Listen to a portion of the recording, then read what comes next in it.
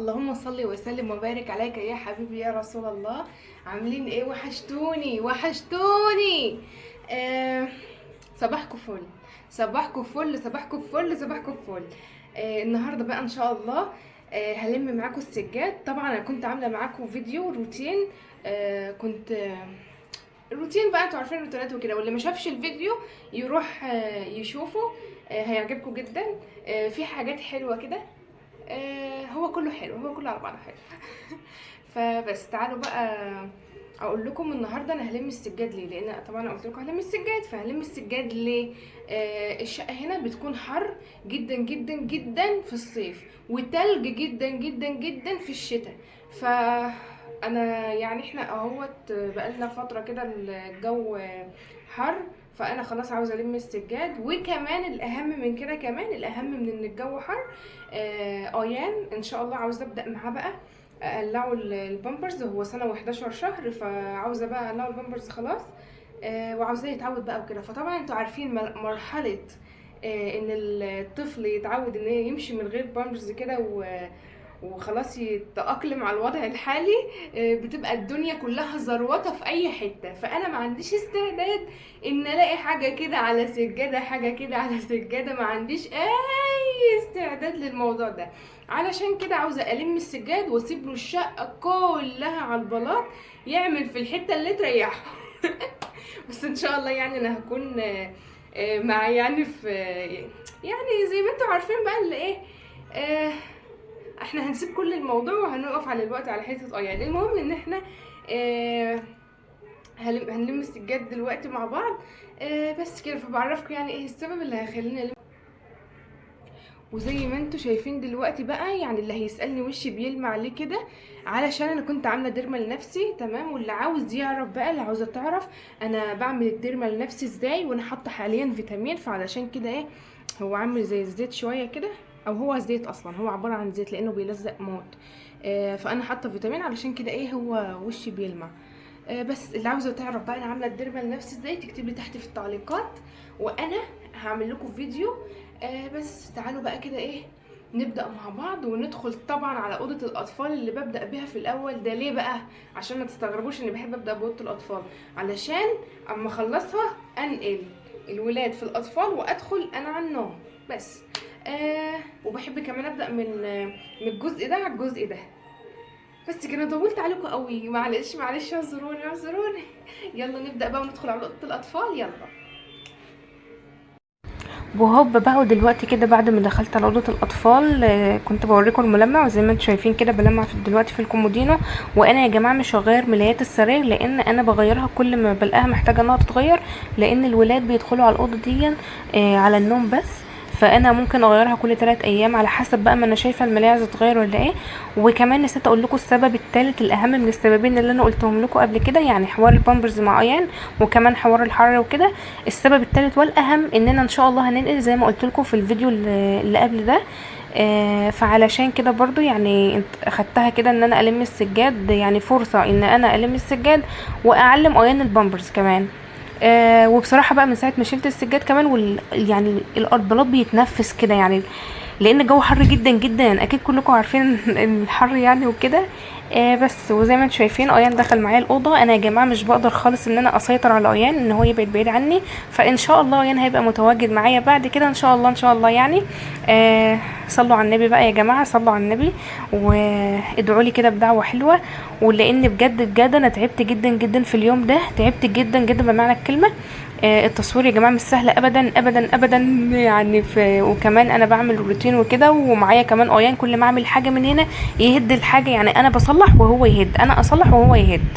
وبس كده. وحاليا بقى لميت السجاد اهو زي ما انتم شايفين، وايان طبعا مش سايبني في حالي ومش ساكت.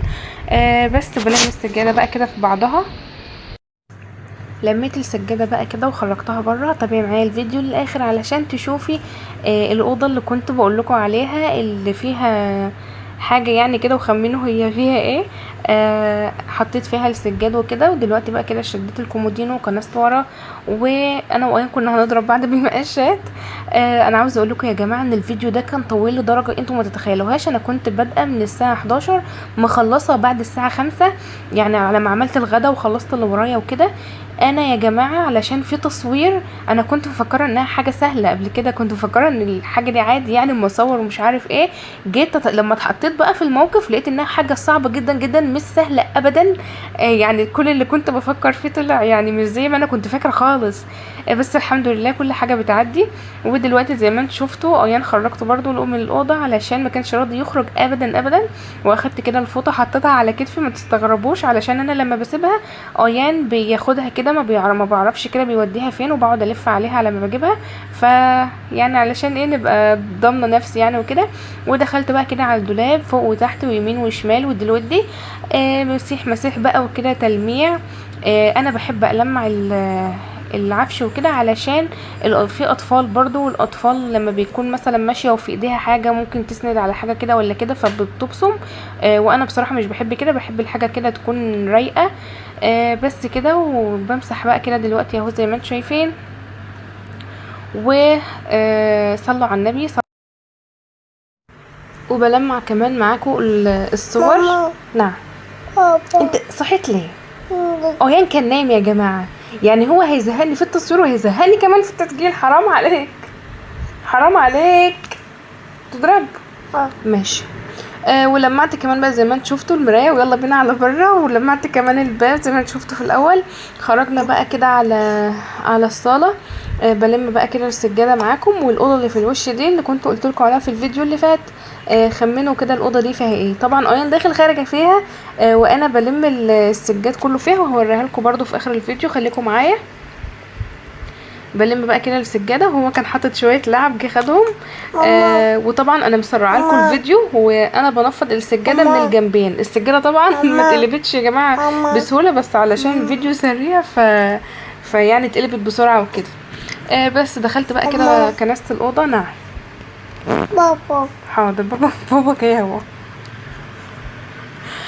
وبكنس بقى كده الاوضه اللي جوه من جوه كده على بره، لان زي ما قلت لكم بحب اجيب بس يعني الجزء اللي بره كده على الجزء اللي جوه.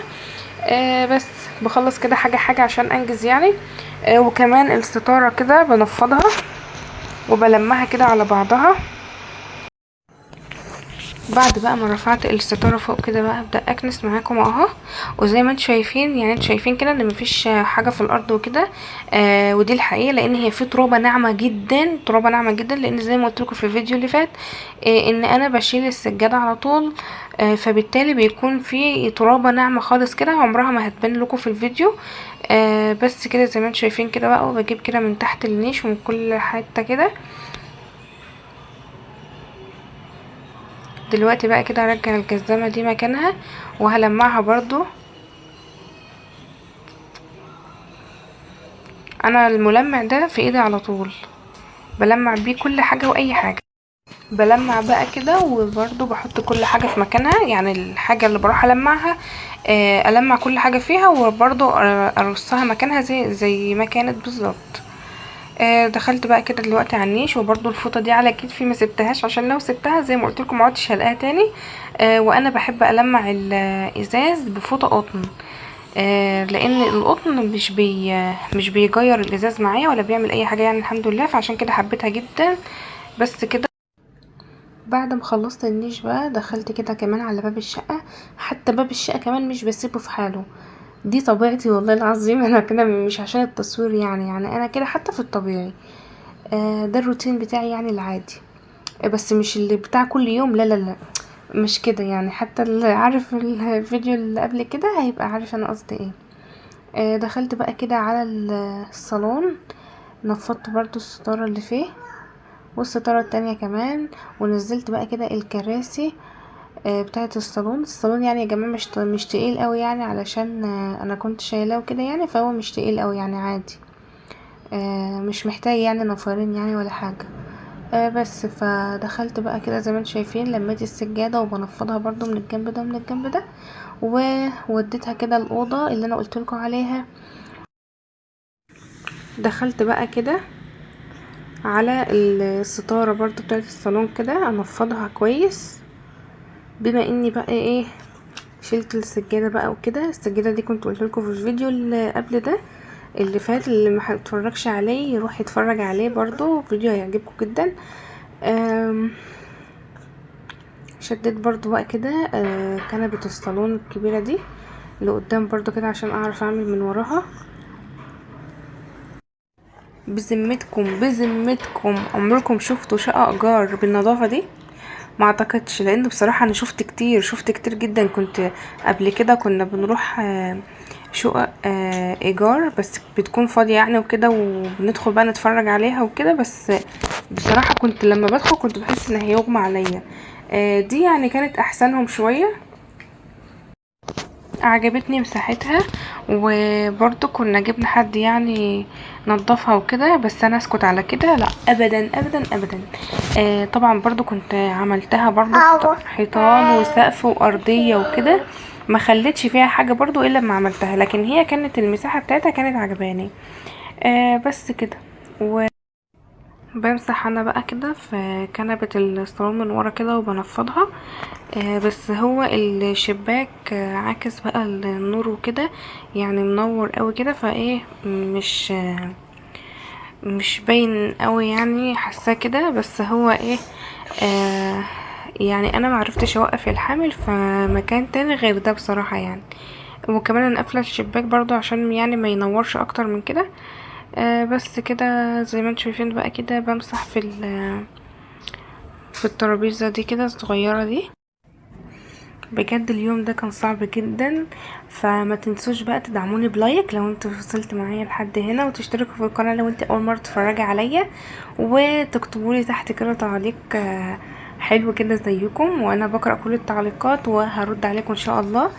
آم، بس كده. صلوا على النبي بقى عليه الصلاه والسلام.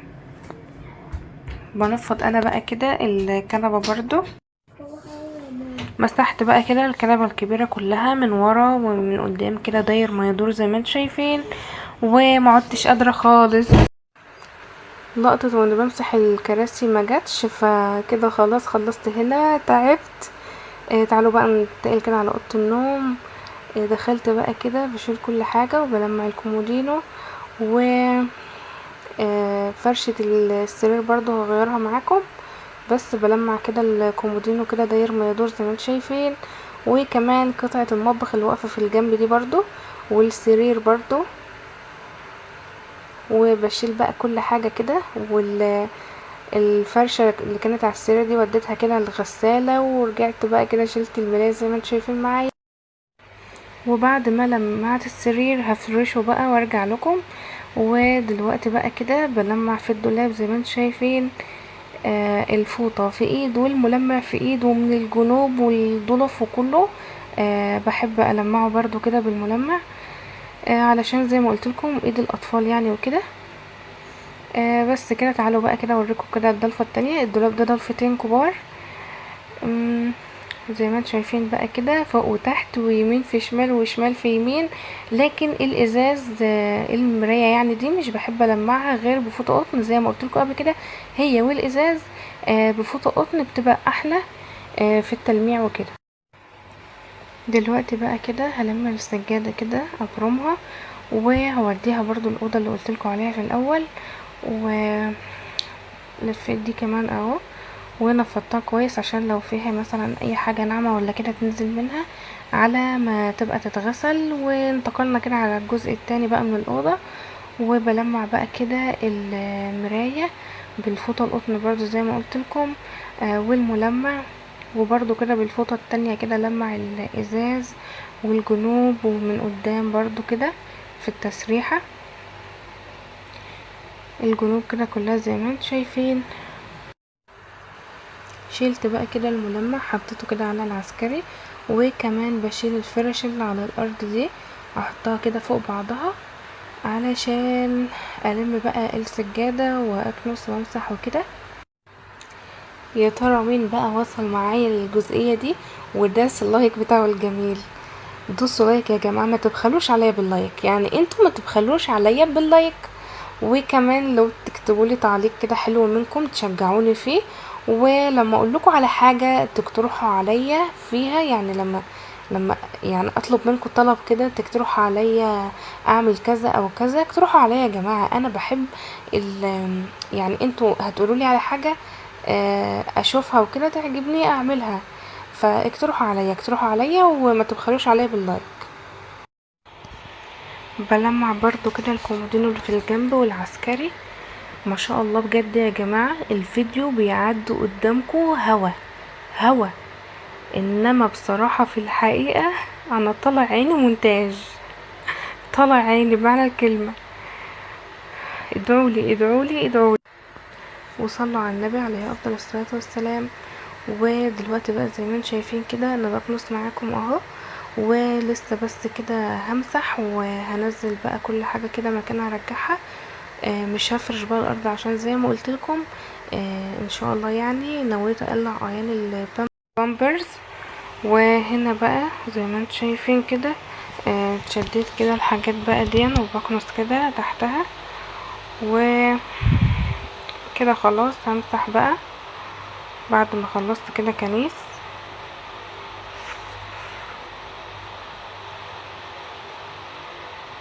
بمسح بقى كده اهو علشان بقى ايه ما عادش كده خلاص غير اني انزل بس كده الحاجات دي كده احطها مكانها.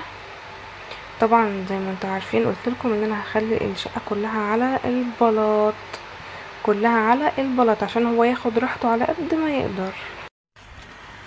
وبعد بقى ما الارض نشفت كده فرشت، حطيت بقى كده الشلت دي كده على الارض وبس كده، وكده يكون بقى خلاص الأوضة خلصت.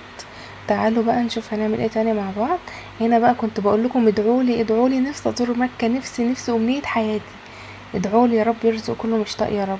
وبعد كده بقى اخدتكم على الاوضه اللي كنت بقول لكم فيها مفاجاه وحشه. موقفه انا بقى هنا السجاد على ما اغسله وكده ان شاء الله يعني برضو معاكم. وبصوا بقى الارض بقى بقول لكم عليها اهو، الاوضه دي يعني اللي فيها كده الارض بتاعتها مره واحده كده بالليل وانا نايمه لقيت طك طك طك، قمت ولقينا بقى منظر بشع. الأوضة كده نصها بالعرض من أول الباب لغاية الركنة عالية جدا، يعني طالعة لفوق قوي كده والجنوب واطية بس كده. وبعد كده بقى خرجت كده على الصالة، كملت كده مسيح بقى الجزء اللي هناك ده علشان ننتقل على المطبخ. الشقة بقت فلة، يلا ننتقل على دي كده بقى الغسالة في اوتوماتيك زي ما انتم شايفين. كنت حاطة فيها الكفر اللي كان على السجادة بتاعت اوضة النوم، وكمان الغسالة دي كانت مليانة مليانة. ننتقل بقى كده على المطبخ.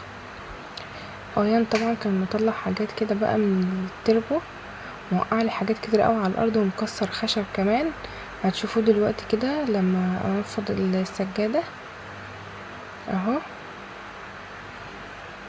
شايفين البلاوي الخشب اللي وقعت منها، كل ده كان متكسر. فضلت بقى كده الم واحده واحده كده على بعد ما لميتهم بقى كده احطهم بقى كده في الباسكت اللي انا مخبياه فوق كده من ايان، مش مخبياه يعني رافعاه فوق بس علشان هو ما يجيبوش يقف عليه وكده. وهو جه على السيرو زي ما انتم شايفين. ودي بسبوسه بقى انا كنت عاملاها بوريها لكم، ودي علبه اللي بحط فيها كده بواقي الاكل كده للطيور زي ما كنت قلت لكم قبل كده. وبنغسل بقى كده ايه شويه المواعين اللي في الحوض دول. وانا لازم اساسي يكون في مواعين من قبلها من بالليل اصلا، واعينها برضو كده واصحى الصبح الاقي في مواعين. جماعه انا عاوزه اقول لكم اني انا سهرانه بعد الفجر عشان امنتج الفيديو، فصلوا على النبي بقى كده عليه افضل الصلاه والسلام، وما تبخلوش عليا باللايك والاشتراك في القناه. يا ريت يعني ما تبخلوش عليا باللايك والاشتراك في القناه، انا مش طالبه اكتر من كده، انا مش طماعه، هما الحاجتين دول. ويا ريت يعني لو تعليق كده منك حلو كده وخلاص. بس كده زي ما انتم شايفين بقى كده بغسل بقى ايه في الرخامه وفي الحاجه اللي عليها يعني انا يا جماعة يوم ويوم بعمل المطبخ كامل كده زي ما انتم شايفين، او كل يوم على حسب ما انا شايفة. يعني لو انا شايفة ان الحاجة اللي فيها عاوزة تتلمع بلمعها، مش عاوزة تلمع بفوت يوم والمعها، وهكذا بقى. بغسل بقى كده الفلتر، وزي ما انتم شايفين برضو الحيطة بغسلها، والرخامة، وكل حاجة كل حاجة كل حاجة بغسلها كده زي ما انتم شايفين. والمساحة الصغنطوطة دي يا جماعة تحفة تحفة تحفة، ما استغناش عنها هي. والبتاع الخضرة اللي واقفة هناك دي هوريها لكم برضو، ما استغناش عنهم ابدا. هما الاتنين في المطبخ، الاتنين بعشقهم. برجع بقى كده الصينية مكانها، وبرضو الحاجة اللي اغسلها وكده برجعها مكانها على طول، علشان انجز بقى وكده. وبس كده اهو. نكمل بقى كده غسيل المواعين. انا يا جماعه زي ما قلت لكم اصلا بكون غاسله مواعين من بالليل، لكن انا لما بصحى الصبح بتفاجئ كده بالمواعين كده اللي بلاقيها ماليه الحوض. مش عارفه دي بتيجي منين، ولا جت امتى، ولا مين اللي حطها اصلا. مش عارفه، انا مش عارفه. يعني يا ترى في ناس كتير زي كده ولا ايه، مش عارفه بقى. يعني حاجة بجد، يعني احساس وحش جدا ان انت تبقي نايمة كل حاجة تمام ومروقة دنيتك وكله، عارفة ان انت هتصحي مطبخك نضيف، تصحي تلاقي الحوض ملانك مواعين كده. يا سلام يا سلام. نشطف بقى كده المواعين ونحطها كده تتصفى. انا بحب اصفيها كده قبل ما احطها في مكانها كده فوق مع الاطباق فوق، علشان المية اللي تنزل ما تعملش يعني آم، بتبقى تعمل كده ريم كده مع المية، وبتخلي المصفى اللي تحتهم تصدي. فعلشان كده انا مش بحطهم فوق يعني يصفهم، بصفهم كده تحت زي ما انتم شايفين، وبعد كده ما ينشفوا اطلعهم فوق. وندخل بقى كده على الكوبايات. زي ما انتم شايفين كده انا بغسل الكوبايات بالليفة كده ناعمة، انما الاطباق بحب اغسلها بالخشنة. تمام. بس كده علشان بس ما تستغربوش يعني سبتها وبغسل بايه. بصفي بقى كده برضو الكوبايات كده. ومين وصل معايا بقى لحد هنا؟ صلوا على النبي، صلوا على النبي عليه افضل الصلاة والسلام. ندخل بقى كده على، جبت بقى كده البتاعة دي كده، بحب اغسل بيها الازايز من جوه. تحفة يا جماعة، تحفة تحفة. الغسيل الازايز الطويلة دي حلوة جدا، هي طالع منها زي سنان كده. حلوة قوي لما بتدخل جوه الازازة بتخليها فلة. والبتاعة برضو الخضرة اللي هناك دي اللي كنت بقولكوا عليها جميلة جدا برضو. بتدخل لبصوا في اي حتة صغننة كده في الازازة، او اي حاجة كده بتجيبها وتنضفها على طول. جميل. وهوب بقى كده نعمل الجزء ده كده. شلت كده الاير فراير من على الرخامة، ومسحت الرخامة كده وبغسلها دلوقتي كده قدامكم. وكمان هشيل الميكرويف واغسل برضو وامسح كده تحته. زي ما انتم شايفين كده بحب المحها. شايفين يا جماعة النظافة؟ يا سلام يا سلام على النظافة، حلوة وريحتها حلوة وشكلها كمان حلو، ما شاء الله بجد. بس كده زي ما انتم شايفين بقى. ارجع بقى كده كل حاجة مكانها. الصلاة على النبي، الصلاة على النبي. يا ريت يا جماعة الدنيا تبقى سهلة معايا زي ما هي سهلة قدامكم كده، وبتجري قدامكم كده، وبسرعة جدا قدامكم كده. وبلمع بقى برضو كده الاير فراير والميكروويف، وبلمع كل برضو حاجة في المطبخ. والتقفيل برضو كده من تحت زي ما قلت لكم. ده الاساس يعني بتاعي الحمد لله، يوم ويوم. ودلوقتي بقى كده همسح فوق الديب فريزر، وكمان من الجنوب كده وداير ما يدور. وزي ما انت شفتوا دلوقتي يعني وقعلي التليفون على الارض، وكمان وقعلي الطماطم. ولمتهم بقى وكده، وطلعت فوق التلاجة برضو امسح فوقها كده، وارجع برضو الكرسي مكانه، والمعها كده من الجنب وبرضو من الوش وكده.